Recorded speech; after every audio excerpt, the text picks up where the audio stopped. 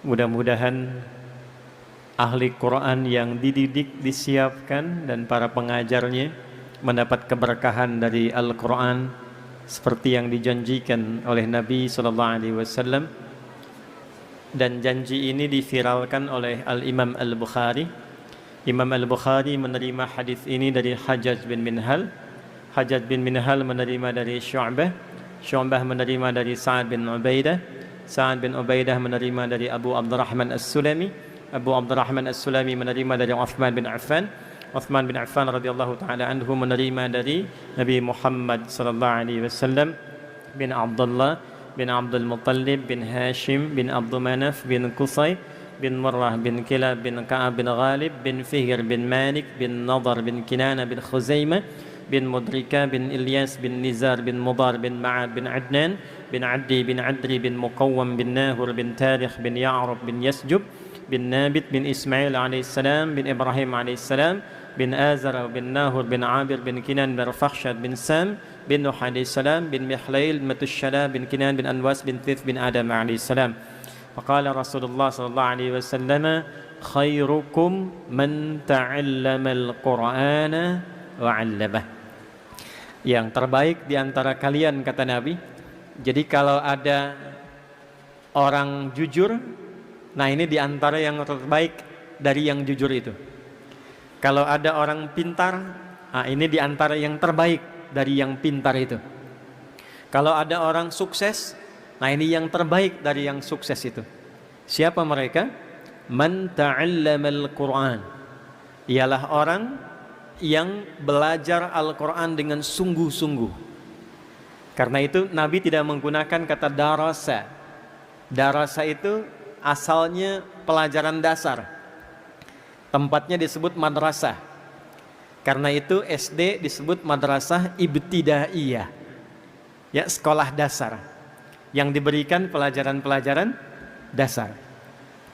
Kalau dia sudah menggunakan bentuk sungguh-sungguh, serius, dan yang dikajinya pokok ilmu, maka turunan kata ilmunya ditarik, menggunakan ta untuk menunjukkan kesungguhan, pakai tasydid sebelum akhir untuk menunjukkan semangat berlipat karena tidak mudah melakukannya. Maka berubah menjadi ta'allama yata'allamu. Jadi yang pertama, hadis ini ingin mengatakan Quran itu mengantarkan pada kesuksesan. Jadi tidak ada orang belajar Quran yang tidak sukses, itu nggak ada. Silahkan cek. Ya, Utsman bin Affan radhiyallahu taala anhu jadi kaya banget. Ingat ya, kaya itu dibagi tiga ya. Ada kaya, kaya banget. Yang ketiga, kebangetan kayanya tuh. Ada tiga ya. Utsman bin Affan itu jadi kaya banget ketika beliau berikhtiar dengan manajemen bisnisnya. Tapi menjadi kebangetan kayanya ketika belajar tentang pedoman-pedoman bisnis dalam Al-Quran. Itu yang nanti dituangkan oleh Al-Imam Al-Bukhari. Dari 97 topik, ada satu topik tentang bab bisnis, kitabul buyu' namanya. Jadi ketika belajar Al-Quran, dipahamkan oleh Nabi, berubah, bertransformasi. Dagang tetap dagang, tapi asetnya meningkat itu. Dari yang kaya menjadi kebangetan kayaannya. Saking kebangetan kayanya, itu asetnya sekarang masih ada dan dialih fungsikan menjadi hotel. Jadi kalau Anda ya nanti insya Allah punya rezeki ya umrah, mudah-mudahan yang belum disegerakan ya. Nah, tidak cukup dengan amin, nabung tuh. Nabung. Itu kalau sampai Madinah, biasanya kita belok dulu dari belakang. Sekarang ada hotel, warnanya itu krem, ya, tinggi bangunannya. Itu dituliskan jelas wakaf Utsman bin Affan radhiyallahu taala anhu. Wakafnya Sayyidina Utsman bin Affan. Sampai sekarang masih ada. Abdurrahman bin Auf itu dari yang tadinya kaya masuk Islam, kemudian maaf sekali ya, diambil semua, dirampas kekayaannya oleh orang-orang Quraisy pada masa itu. Lalu dibiarkan beliau untuk hijrah. Sengaja tidak dieksekusi untuk menunjukkan pesan, nih kalau masuk Islam resikonya begini. Kehilangan harta, kehilangan bahkan semua yang melekat di tubuh, mesti jalan lebih dari 400 kilo, belum tentu selamat. Tapi konsisten dengan hijrahnya, belajar kemudian secara profesional dengan Nabi, dibimbing oleh Rasulullah, setelah belajar dari Al-Quran, itu melahirkan transformasi kekayaan. Saya pernah hitung waktu kajian ilmiah untuk mendapatkan honoris causa itu. Jadi diminta membuat tulisan ilmiah, diuji oleh hampir 15 profesor. Yang saya uji itu transformasi sahabat ketika belajar dari isi Al-Quran. Abdurrahman bin Auf radhiyallahu ta'ala anhu, itu sampai menghasilkan aset dalam hidupnya, kalau dikonversi sekarang, jumlahnya kurang lebih 72.000 triliun.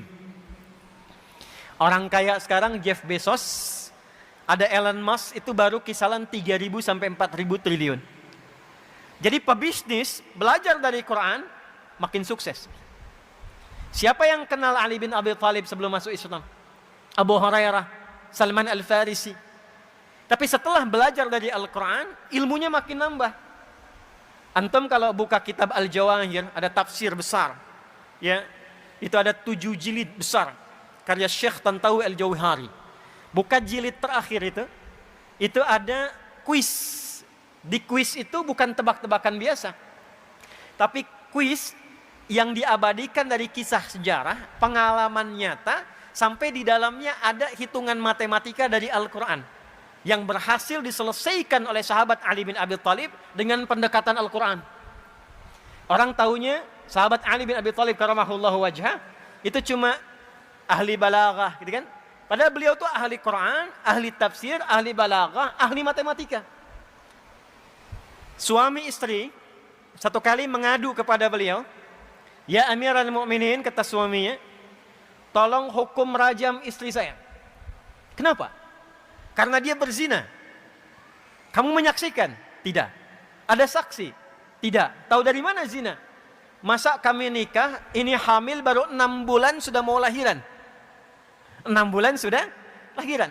Ditanya pada istrinya, apakah engkau berzina? Tidak ya Amirul Mukminin. Yakin? Yakin. Mau sumpah? Iya.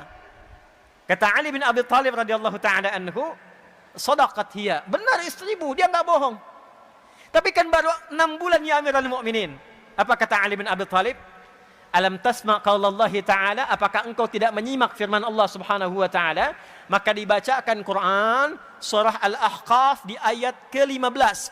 "Wa wassaynal insana biwalidayhi ihsana" sampai ke kalimat "wa hamluhu wa fisaluhu 30 syahra." Mengandung dan menyapih, mengandung dan menyapih 30 bulan. Dan tidakkah engkau menyimak firman Allah di Quran surah Luqman, surah 31 ayat 14, dibuka dengan kalimat yang sama. Wa wassaynal insana biwalidayhi ihsana hamalathu ummuhu wahnan ala wahn wa fisaluhu fi amain. Kan di surat Luqman menyapih, memberikan ASI sampai disapih, amain, 2 tahun. Bukankah 2 tahun itu 24 bulan? Di surah Al-Ahqaf ayat 15, mengandung dan menyapih itu 30 bulan. Kalau 30 bulan kurangi 24 bulan berapa? 6 bulan ya Amirul Mukminin. Itulah yang dimaksud kelahiran prematur, kata Ali bin Abi Thalib. Jadi ngaji Quran itu bikin pintar. Nggak ada orang yang ngaji Quran yang nggak pintar, tuh nggak ada. Riset terbaru di London. Tahu London? Tuh lampu merah sonoan dikit tuh. Riset terbaru di London, itu dokter yang temukan. Menyimpulkan orang yang ahli Quran, belajar Qurannya benar, apalagi hafal Quran dengan benar, itu kecerdasannya meningkat 3 kali lipat dibanding orang biasa. Risetnya sederhana. Karena Quran itu ada 52.000 kosakata, orang yang terus-terusan melatih memorinya dengan mengulang-ulang 52.000 kosakata, maka akan memudahkan dirinya untuk memahami apapun yang ia ingin pelajari. Riset membuktikan kalau ingin menguasai bahasa, hafalkan 3.000 aja kosakatanya. Anda ingin bahasa Inggris dikuasai, hafalkan 3.000 kosakata, itu sudah bisa berbicara dengan lancar. 3.000, ini 52.000. Melompat 3 kali lipat dari orang biasa. Tapi tidak semua yang belajar Quran jadi pintar. Tidak semua. Rumusnya apa? Man ta'allama. Kalimat ta'allama itu taknya menunjukkan kesungguhan, tasydidnya seakar dengan kata syiddah, tidak mudah. Ya, tidak mudah. Maka dengan kata itu butuh motivasi 2 kali lipat, double. Jadi orang yang semangat, yang sungguh-sungguh, yang serius belajar Qur'annya, itu akan merubah pribadinya menjadi orang sukses dan mudah meraih apapun yang dia inginkan. Semua level. Wa'allama. Kemudian ia praktekkan Qur'annya itu. Jadi ngaji Qur'an itu bukan begini, ya. Walaupun ini tidak salah. Anda baca Al-Fatihah, baca Al-Baqarah, baca Ali Imran sampai An-Nas, bagus. Dapat pahala. Satu hurufnya berapa? Tahu dari mana? Ya, At-Tirmidzi nomor hadis 2910. Man qara'a harfan min kitabillahi falahu asyru hasanat. Siapa yang membaca satu huruf dari Al-Qur'an, baca satu huruf saja. Nun, satu huruf. Itu setara dengan 10 kebaikan. 10 itu bukan begini menghitungnya. 1, 2, 3, itu sedikit. Ya, saya ilustrasikan di hadis Muslim, orang yang masuk masjid dengan niat ibadah. Belum ngapa-ngapain, pengen ibadah, pengen i'tikaf, pengen ikut pengajian, pengen salat, pengen baca Al-Qur'an, baru masuk. Belum dikerjakan. Sudah mendapatkan 25 kebaikan. Jarak satu keduanya 500 tahun. 2 ketiganya 500 tahun. 3 keempatnya 500 tahun.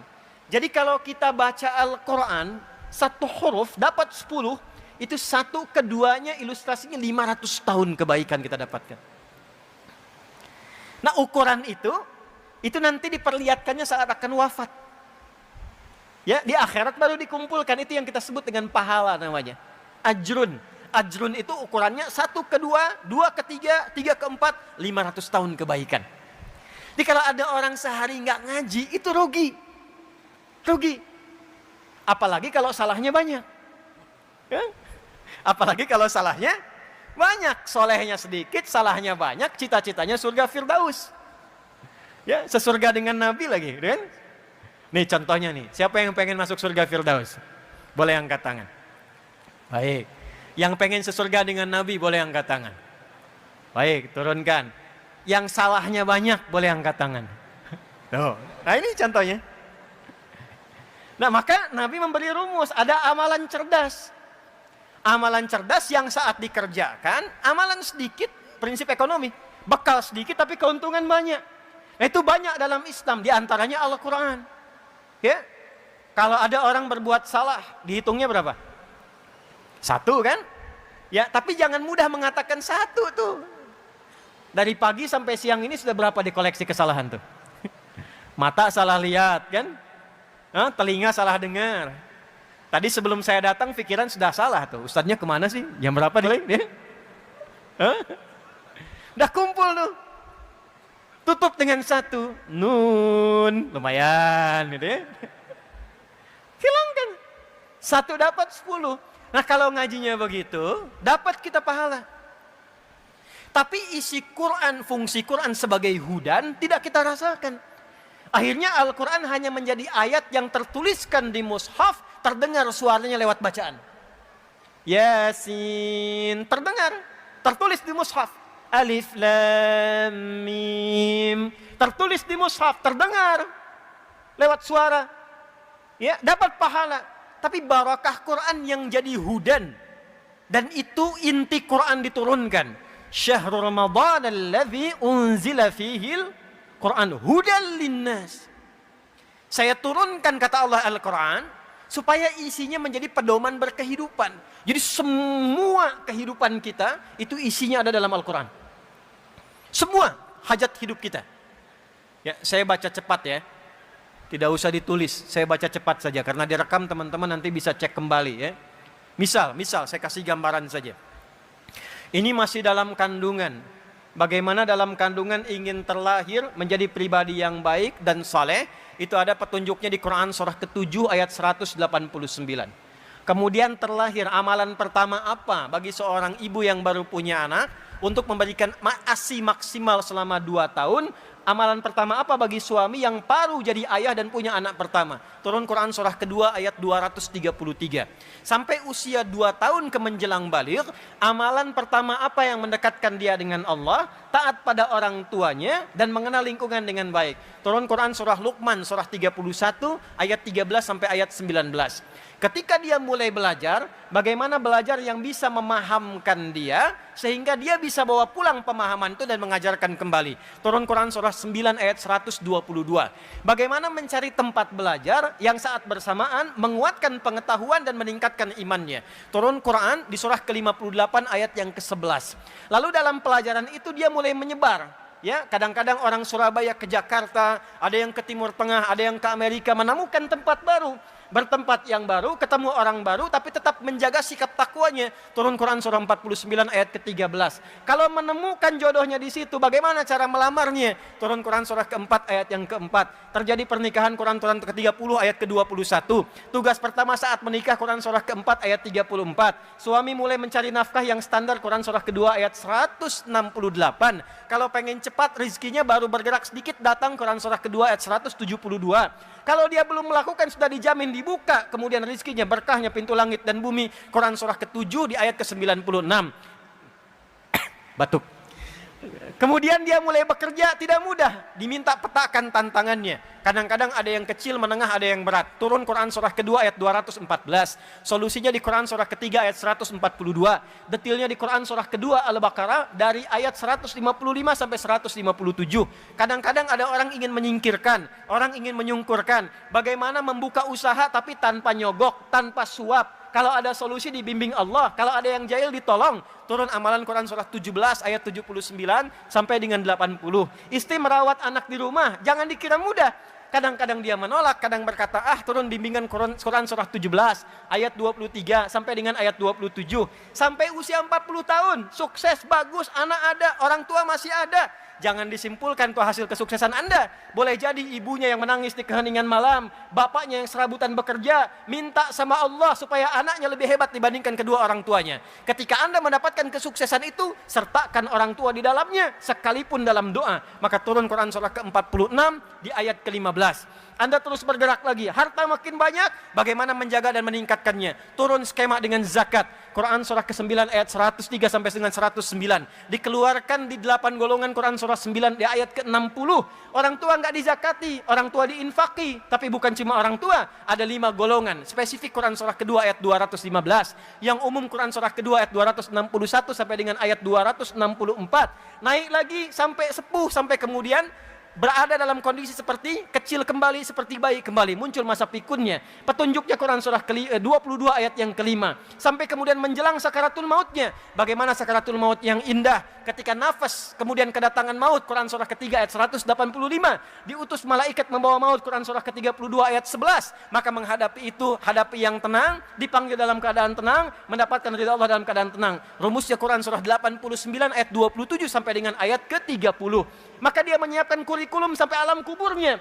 Disiapkan saat hidupnya bagaimana alam kubur itu bisa nikmat. Bukan cuma dunianya, rumahnya megah, mobilnya mewah, tapi alam kubur nggak disiapkan. Maka turun kurikulum alam kubur. Quran surah kedua ayat 153, 154. Quran detailnya Quran surah ketiga. Dari ayat ke-169 sampai dengan ayat ke-171.